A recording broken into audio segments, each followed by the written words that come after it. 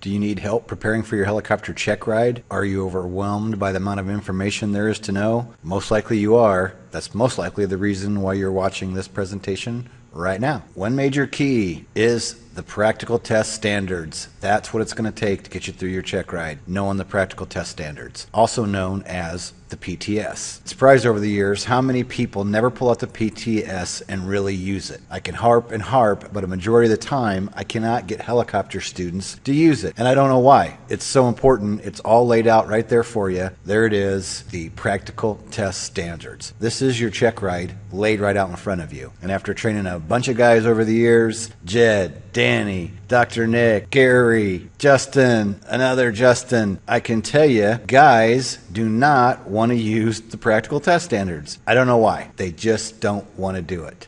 The practical test standards. So let's talk about your check ride day and your appointment with examiner. And what I think is the most important page of all, Applicant's Practical Test Checklist for Helicopters. When I first started training a long time ago, when the company sent me out to fly a little bit with the designated pilot examiner that we were using, on the way out to the aircraft, I said, so as a new instructor, give me some tips on, how to prepare people and how to be a good instructor. And he said, I have a lot of problem with people showing up and not having what they need. And that was it. He said, make sure you go through the PTS and everything that's in there you have.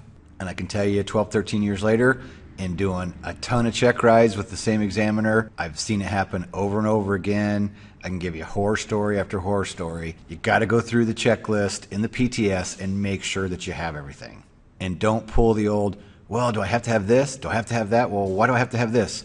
If it's in that checklist, make sure it's there and with you. And start preparing a couple weeks ahead of time. Don't wait till the night before to be trying to round this stuff up. I can tell you it's a major pain. So let's talk about some of the things in the checklist, like acceptable aircraft. And what do you have to have in there? Of course, the aircraft documents, airworthiness certificate, registration certificate, operating limitations, and your weight and balance information.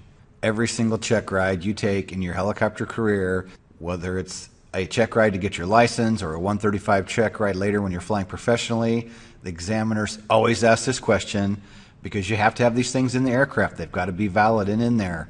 Every examiner is going to ask you, anytime you're on the ramp, if the FAA walks up, they're going to expect to have these things. And it's easy for some of these things to get misplaced sometimes. Like, say, somebody grabs the POH to do a little bit of training and they forget to put it back in the aircraft. Whatever the case may be, you have to make sure you have this stuff with you and ready to go. Another big one, aircraft maintenance records. Logbook record of airworthiness inspections and AD compliance.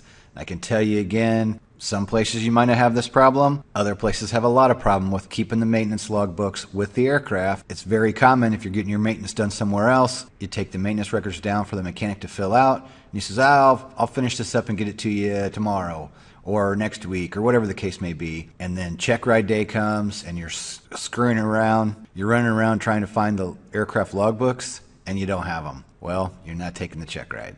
Again, it's these simple little things that can trip up a check ride and cost you huge headaches. Pilot's Operating Handbook, FAA-approved, also known as the Helicopter Flight Manual. This has to be in the aircraft and accessible to the pilot. Another favorite check ride thing in Instroms, guys would take the POH and put it in the baggage. Well, that's not legal. It has to be in the aircraft and has to be accessible by the pilot during flight. FCC station license, only if you're flying out of the country.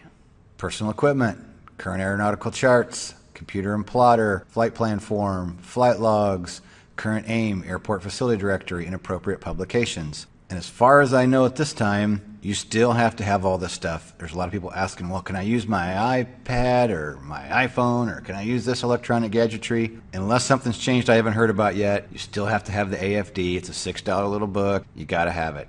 Got to have the FAA manual. Everything on this list have the hardback form. And again, make sure a couple weeks ahead of time you're starting to get this stuff ready to go. Make sure you have it, because I've seen it time and time again the night before, 9 o'clock at night, and you're trying to figure out where to get a chart. There's nothing worse getting ready for a check ride, last minute rushing around, trying to put everything together, because believe me, I've done it. I've been there, and it is not fun. It's stressful on the student, it's stressful on the instructor. It's just plain not cool. Personal records. identification, photo, signature ID, pilot certificate, current and appropriate medical certificate, your completed FAA Form 8710, airman certificate and/or rating application with instructor signature. Got a quick story on this one. One of my very first check rides, sending my first couple students, both guys were real good. They were in good shape. The one guy was an airplane pilot, just got done doing his airplane proficiency check ride and was all good to go, and a businessman that really had his act together. And then 5 minutes before the examiner's set to show, he said, all I have is just a copy of my medical. And I said, that's not going to work. The examiners are not going to be happy. And he said, well, it's just going to have to do. Well, guess what? No, the examiner was not very happy. Luckily, the other student was ready to go. So the examiner takes him and gets started with him while the other guy takes off and goes back to his office and scurries around trying to find his medical. In the end, everything came out okay, but talk about a bunch of stress. Right off in the morning, 2 guys ready to go, and the one guy doesn't have his medical. So again, you've got to check these things as yourself as the student, and as the instructor, you got to make people physically take the stuff out of their wallet. Do you have this with you on a daily basis? Pull it out. Let me see it. Here's another good one. Airman written test report. I know a guy who flew from Cleveland to Toledo with his instructor, goes to take his test, and he was going for an instrument check ride, and he had a written test report for the written test for an airplane instrument rating, not the helicopter. So a whole day wasted, hours of aircraft time, hundreds of dollars, because the guy took the wrong written test. Again, all these little tiny things take a lot of time, weeks in advance, going through the PTS, going through the checklist, and making sure you have everything. Pilot logbook with appropriate instructor endorsements. As a new instructor, I was helping a guy do an add-on helicopter rating. My first student, he was an airplane CFI, and he told me always over endorse. And I've always done that, and I've never had a problem. It's better to have too many endorsements than not enough. As the instructor, it's his responsibility to make sure it's signed, but you as a student, you need to do the same thing. Look in that, make sure you understand what he's endorsed, where that endorsement is at, and make sure it's the right one, because the examiner is going to check these things right at the very beginning of your test. And just to avoid problems, make sure you have all the right endorsements. Notice of disapproval, if applicable. I had that once. I failed my first private pilot check ride, so I went back. I had to have the little pink form that says I failed the first time. Approved school graduation certificate, if your school has one. Not all of them do. An examiner's fee. Depending on who you're taking it with, there may or may not be a fee. Make sure you know how much the fee is, and does your examiner, if he's a designated examiner, does he take checks? Does he take cash? How does he want to be paid? All right, let's talk about a little more about the PTS and some of the areas in there, like emergency operations, power failure to hover. Doesn't matter what aircraft you're flying, there's a tolerance to how far the nose can be to the right or to the left from the degrees where you started, depending on when you're going for private or commercial. There's so many degrees that the helicopter can be from where you start when you enter the auto when you're on the ground. Knowing these things helps you in your training. The PTS you should be using from day one all the way up to the day of the check ride. You should be going through this thing over and over and over. It's giving you the tolerances for all of this stuff. You can be kind of prepared for what's coming up. Power failure at altitude.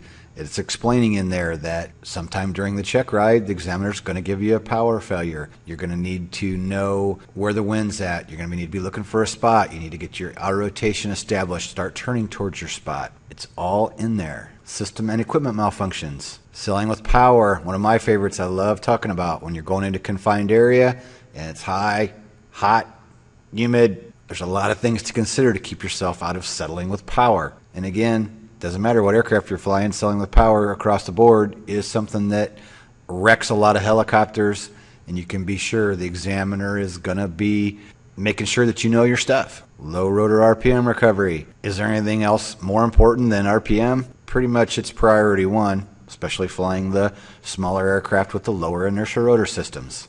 Knowing and understanding the cause and effects of dynamic rollover, how it can happen, how you can avoid it, what to do if you start getting into it. It's all in there. And here's another one I just started talking about recently, ground resonance. And I'm going to go ahead and show you here a picture from August 5th, 2005, and the aircraft accident I was involved in.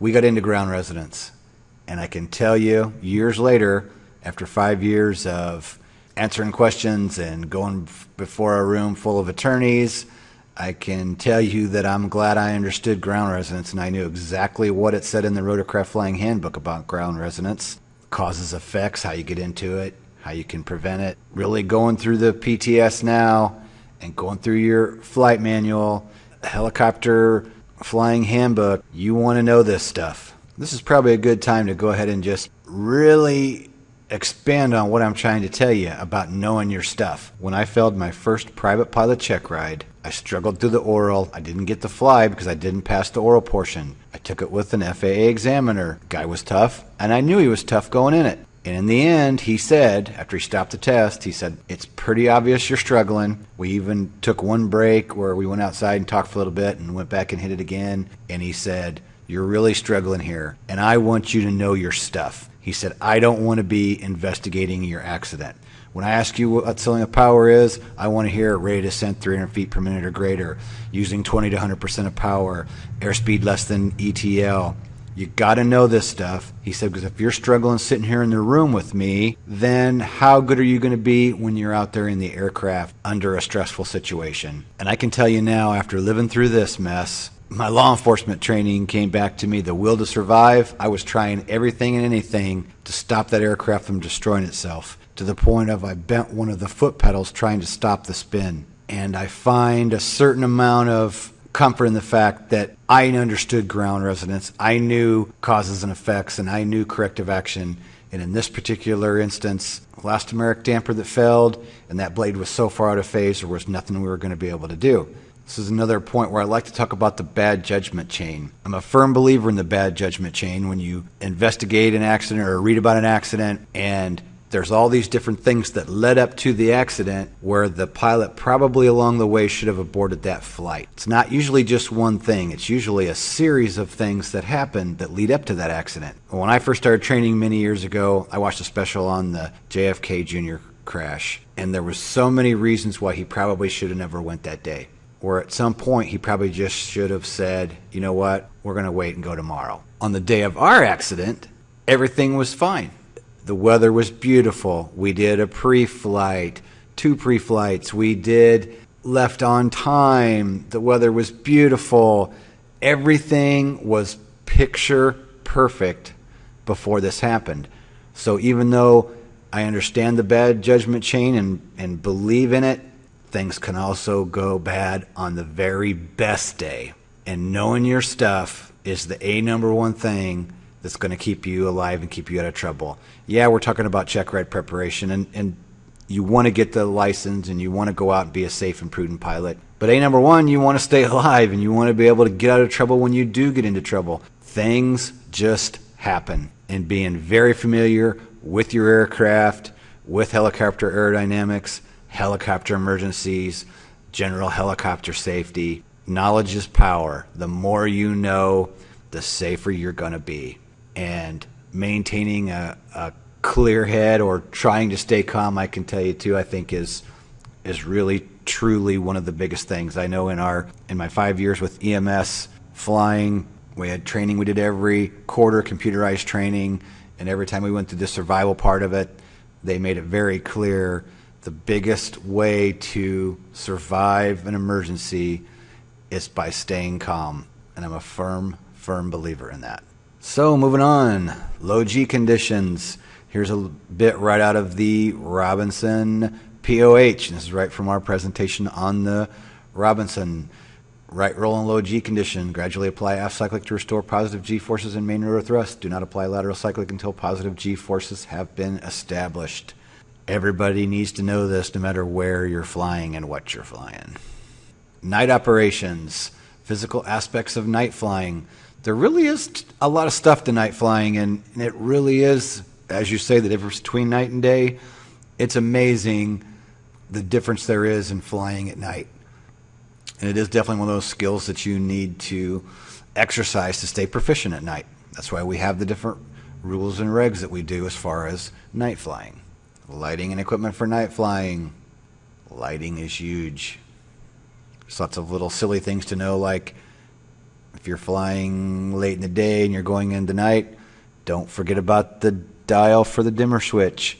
Sounds kind of silly, I've personally done it. I'm flying along, starting to get dark. I turn on the panel lights, no panel lights. I'm getting all paranoid. Pretty shortly I figured out, dimmer switch. For some reason, I think in helicopters they like to just vibrate themselves off. Post-flight procedures, after landing and securing. I know early on, one of the mechanics where I first worked, the guy said, you learn more from post-flight than you do pre-flight. And, you know, you could almost go along with that, because after you get done, you're putting the aircraft away, you're looking, is the aircraft got any fluids leaking? Has anything changed during that flight? So post-flight can be just as important as a pre-flight. Okay, now I want to back up a little bit and expand a little more on the PTS and a couple things that I've said. I want to back up to the first few pages of the PTS because I think there's some stuff in the beginning that's really important. I know from experience that guys, when they do use the PTS, they skip over some of the stuff that I think is important in the beginning. So I want to cover a few of the things in the beginning of the PTS. And I want to interject a couple stories. A lot of you that's followed us on the internet know Danny Martin, and Danny argued with me when I kept saying everything's in the PTS. He kept saying, no, it's not. Not everything's in the PTS. What I'm getting at is the PTS is a guide that you go through prepping for the test. Yes, you still have to resource other materials. Not every answer's in there, but every subject area and all the things you're going to do and all the tasks are in there. So when you're going through the PTS, you're going right through the list. If you know something, great. If you come across something and you think, I'm not so sure about that, I need to look that up, then you're going to go resource your other materials, whether it's your POH or the helicopter flying handbook or whatever other source of information you might have to go to make sure you understand that information. So I understood Danny's point, but he always wanted to argue and say, well, not everything's in the PTS. No, not everything as far as every single word you need to know, but the PTS is your test. And if you go through that, there won't be any surprises on your check ride day. So then I want to go to this guy, Jeff, who I rented a room from when I was a new instructor, and we hung out all the time, so he got the benefit of me being around all the time to help him through his ratings. We did his private, commercial, and CFI. And on his private, the examiner said in all the years that I've been teaching or doing check rides, that's one of the top check rides I've ever given. And Jeff, because we were together all the time, hanging out in the evenings, talking about helicopters, talking about all the different stuff, he listened to what I told him, and he understood the importance of the PTS, worked through it step by step, and had one of the best check rides that this examiner had given in 15 years. So the point is, use the PTS, work through it step by step, and if you know the subject material, great, move on. If you're not so sure about it, then you go to your other resources and use whatever tools you need to make sure you understand that information. So let's move on and talk about use of the Practical Test Standards book. And this is the first 10 or 12 pages of the book, and I think this helps with just preparing mentally for the check ride. Private pilots shall be evaluated in all tasks included in the areas of operation of the PTS. The examiner shall also emphasize wake turbulence avoidance, low-level wind shear, in-flight collision avoidance, runway incursion avoidance, checklist usage. And if you look down through there, it makes complete sense. These are all really important things that get people into trouble, and that's what the examiner is doing. He's not setting out just to purposely fail your check ride. He wants to make sure you're going to be a safe and prudent pilot. And we know through experience, over time, what gets people into trouble and what gets aircraft wrecked. So the examiner is evaluating to make sure that you're going to be a safe pilot. Can you make a mistake on a check ride and maybe answer a question and not exactly the way he wanted to hear it? Yes, as long as you understand the concepts of everything. They expect terminology sometimes to get messed up a little bit, but you got to understand the concepts. Some of these other simple steps: private pilot practical test requisites, pass appropriate private pilot knowledge test, obtain the applicable instruction aeronautical experience, hold at least a third-class medical certificate, be at least 17 years of age, and written statement from a certified flight instructor, meaning he signed you off to take the test. Aircraft and equipment required for the practical test. The private pilot is required to provide an airworthy, certificated aircraft for use during the practical test. We talked about this already. You got to make sure everything is good with the aircraft. You have all your maintenance manuals. Everything's been done. You got to go through and check the maintenance manuals yourself. As the student, instructor needs to check. It's very easy to miss one little thing like a transponder check or something along those lines. You got to make sure the aircraft's ready to go. Have fully functioning dual controls. The examiner is going to want to maybe show you something during the check ride. Maybe he'll say, hey, that's pretty good, but let me show you something else. And also, he needs to have controls there in case things get ugly and he has to take the controls, which we'll talk about that again in a little bit. That's where we get to that point of maybe not passing the check ride. Be capable of performing all appropriate tasks for the private pilot certificate. So again, he's evaluating you on everything that you're doing the whole entire flight. The test actually starts in the morning when you get there. Here's when I want to throw in another point.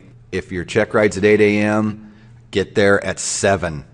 Get there an hour before. Have all your stuff laid out, nice, neat, organized. Get everything done. Be prepared. Showing up, being on time, and having everything you need is half the battle. If you can start the check ride out on a good note, you're probably going to have a good check ride. Just like setting up for a normal approach. What's the key to a good normal approach? A good setup. Key to get through your check ride, be early. Have all your stuff. Be there and ready to go when the examiner walks in. Positive exchange of flight controls.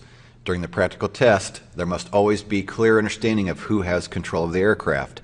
Most likely your instructor is teaching you this. It's very easy though, when you get flying with somebody. In the beginning as instructors, we're real careful and worried about somebody trying to kill us. And you get more comfortable with somebody with time and you start to trust them.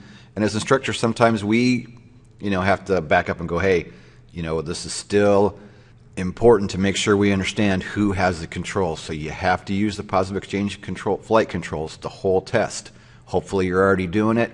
If you started slacking off, polish those skills up and make sure that you're using good exchange of controls. There should never be any doubt as to who is flying the aircraft. Use of distractions during the practical test. Is he going to give you a distraction? Most likely, yes, he is. Many accidents have occurred when the pilot has been distracted during critical phases of flight.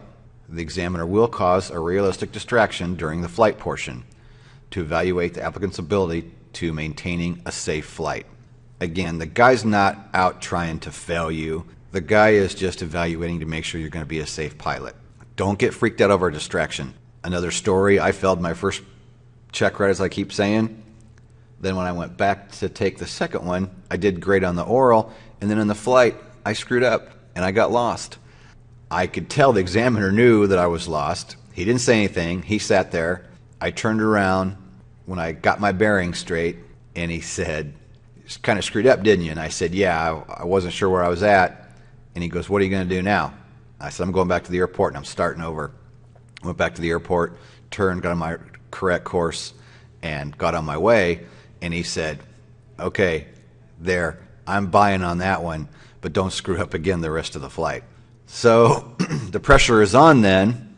We go through the test. He gives me my distraction. I handle that okay. We go back. I get my license. We go to have supper next door, and we're discussing everything after the fact, and he said, "I almost failed you when you got a little bit off track." He said, "But I just sat back and watched. What is this guy going to do?"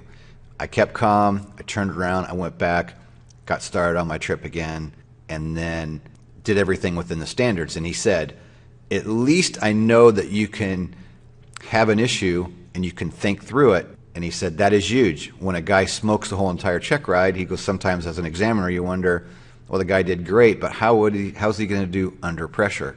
So again, staying calm, being prepared, knowing your stuff is truly key. Applicant's use of prescribed checklist. The applicant is evaluated on the use of the prescribed checklist. While accomplishing the elements of the objective would be either unsafe or impractical, especially in a single pilot operation. Again, we harp checklists all the time. Hopefully you're already using it.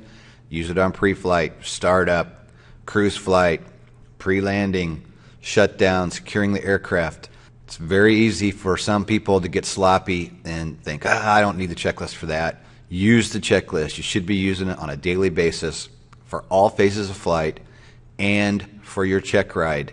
If you get through the oral portion, when you go out to pre-flight the helicopter, have that checklist in your hand the whole time you're pre-flighting that aircraft. Checklist usage is huge. Flight instructor responsibility. An appropriately rated flight instructor is responsible for training the private pilot in all subject matter areas, procedures, and maneuvers included in the task within the appropriate private pilot practical test standard. Instructor should exhibit a high level of knowledge. The applicant must be able to perform safely as a private pilot, should be competent to pass the required practical test. The instructor is responsible for emphasizing the performance of effective visual scanning, collision avoidance, and runway incursion avoidance procedures. Again, still falls back to being aware of your surroundings, paying attention to what you're doing, taking your time, clearing your tail, pre-takeoff checks, good visual scanning. All this stuff is very, very important. Examiner responsibility.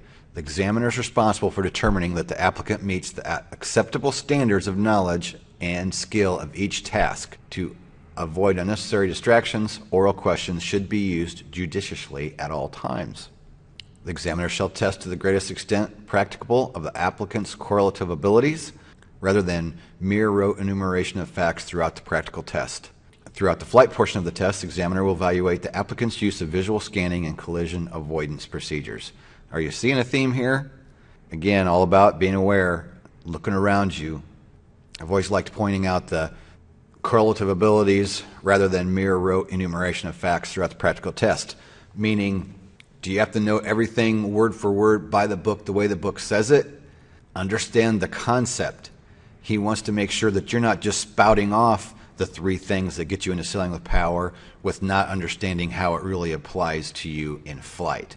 So the examiner is checking to make sure you understand the concepts and how these things that you've learned in the book, how they apply to you when you're flying the aircraft.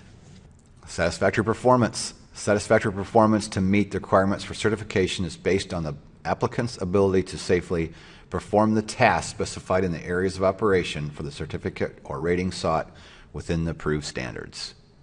Demonstrate mastery of the aircraft with the successful outcome of each task performed, never seriously in doubt. Demonstrate satisfactory proficiency and competency within the approved standards. Demonstrate sound judgment in ADM, and demonstrate single pilot competence if the aircraft is type certified for single pilot operations. Unsatisfactory performance, if, by the judgment of the examiner, the applicant does not meet the standards of performance of any task performed, the associated area of operation is failed, and therefore the practical test is failed. This goes back to years ago. I think the story that I was told was an examiner went out and they were going to check ride, and a guy didn't perform a maneuver correctly, and the examiner gave the guy a chance to try the maneuver again, and the aircraft ended up crashing and I believe killed the occupants. So they're very serious on this. You have to perform the maneuver right the first time. You don't get a second chance when you're out there performing the maneuvers. Does it have to be by the book exactly on every single right to a T, on the airspeed, on the limit, this and that? No, but it needs to be close. If you're starting to get a little bit out of a tolerance, as long as you're catching it and getting it back where it should be in a reasonable amount of time, it's not going to be a problem. If you keep making the same mistake, then that's going to be a problem. Just don't freak yourself out over the fear of failure. The good news is, during the check ride, you get through the oral portion, you go out and fly, and let's say you're having a pretty decent check ride, and you do mess up a maneuver, and he has to fail you for that maneuver. You go get some additional training on that particular maneuver, and when you come back, you get credit for the things that you accomplished correctly the first time. So not all is lost. You want to get through the check ride the first time. Some of us fell. In my case, it was the best thing I think that ever happened to me right off in the beginning, which is what made me really sit down and really learn and study, and working to just get the knowledge where it needed to be in my mind. You do get credit for what you perform correctly. Perform all the maneuvers within standard during the test. He can't let you retry something because you messed it up the first time. Areas of unsatisfactory performance. Any action or lack of action by the applicant that requires corrective intervention by the examiner to maintain safe flight, failure to use proper and effective visual scanning techniques to clear the area before and while performing maneuvers. So if things get scary and he has to take the controls away from you, that is a failure. Some more things that can get you into trouble. Consistently exceeding tolerances stated in the objectives, which I just mentioned that a minute ago. Small issues, as long as they get corrected, aren't a big deal. If you keep making the same mistake over and over again, then that's a problem. Failure to take prompt corrective action when tolerances are exceeded. If disapproval notice is issued, the examiner will record the applicant's unsatisfactory performance and tasks not completed in terms of area of operations. Spend a little bit when you first start using the book to read these things in the beginning, because I think it just helps a little bit with kind of getting in the proper mindset of how the check ride's going to go.